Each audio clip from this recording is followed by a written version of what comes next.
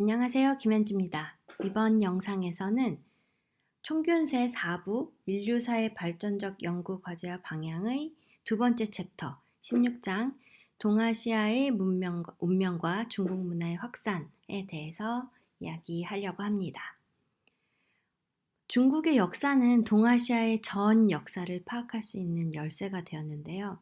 세계적으로 봤을 때 가장 인구가 많은 6개국을 뽑아보면 러시아, 미국, 인도, 인도네시아, 브라질, 그리고 중국이 되죠.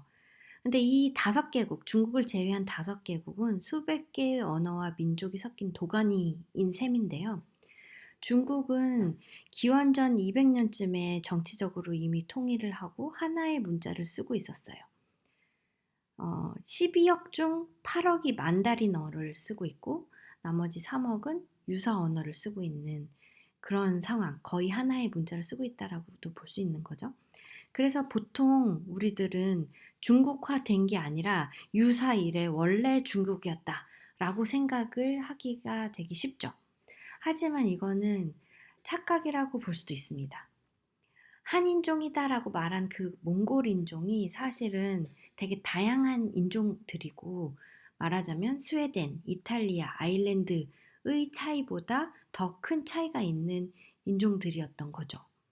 근데 요 설명에서 저는 조금 재밌었던 부분은 사실 저희는 동양인이잖아요. 그렇다 보니까 스웨덴, 이탈리아, 아일랜드라고 해도 약간 비슷비슷한 것처럼 느껴지는 거예요. 그래서 그 정도 비슷한 거면 한인종처럼 생각해도 되는 거 아니야? 이런 생각이 좀 들기는 들었습니다. 이 부분 읽을 때. 어쨌건 그럼에도 굉장히 다양한 인종이다라는 것이고 그리고 기후도 굉장히 달랐고 중국 내에서.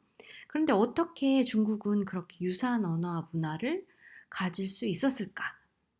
이거는 훨씬 일찍 통일되었기 때문인 거죠. 우리가 유사이래를 중국이라고 생각했었던 것처럼 그 결과가 있을 정도로 굉장히 일찍 통일되었기 때문에 그렇게 유사한 언어와 문화를 가질 수 있었던 겁니다. 어떻게 보면 굉장히 당연한 얘기죠. 그래서 중국의 언어 지도를 통해서 동아시아의 언어 변동을 이렇게 추정해 볼 수가 있는데요. 중국 티베트 어족과 나머지 3개 어족으로 동남아는 이 3개 어족으로 이 동아시아는 구성되어 있어요. 그런데 중국 티베트 어족을 제외한 나머지 3개 어족은 되게 흩뿌려져 있는 모양새인 거예요. 처음에는 이 흩뿌려져 있는 모양새가 나타내는 시사하는 바가 있는데 원래 흩뿌려져 있다는 거는 그렇게 여기저기에서 같은 언어가 동시다발적으로 생겼을 수는 없는 거고 원래는 그게 한 덩어리였다라고 추측해 보는 게 당연한 거죠. 그래서 언어를 가지고 이렇게 언어학적으로 추정해 보는 데 있어서 이렇게 비슷한 언어가 거의 같은 언어가 흩뿌려져 있으면 이거는 원래 한 언어였구나 라고 생각한다고 해요. 그리고 굉장히 넓은 부위를 한 언어가 차지하고 있으면 이 언어는 퍼진 지 생각보다 오래되지 않았다라고 생각하기도 한다고 합니다. 그러니까 굉장히 넓은 부분에 한 언어가 차지하고 있고 그 사이사이에 다른 유사한 언어가 흩뿌려져 있으면 이거는 원래 그 흩뿌려진 언어가 원래였고 이 뒤에 넓게 차지한 이 언어가 침투돼서 그 후에 나와서 이것들을 다 먹어갔구나. 그래서 쪼그라들었구나. 이렇게 판단한다라고 합니다. 그래서 이런 걸 가지고 언어를 가지고 발전해간 방향성 이런 것들을 추정해 볼 수 있게 되는 거죠. 그래서 동아시아 언어의 변동을 이런 언어학적 연구를 가지고 되짚어 보면 중국 티베트 어족은 북중국에서 남중국으로 확장해 가는 모양새고 남중국의 고유 어족은 동남아시아로 남아있고 이렇게 진행이 되어 왔다라는 것을 파악해 볼 수 있어요. 여기서 이제 나오는 궁금한 부분. 일부 아시아인이 다른 아시아인보다 기술, 정치, 농업에 유리했던 이유는 뭘까? 이렇게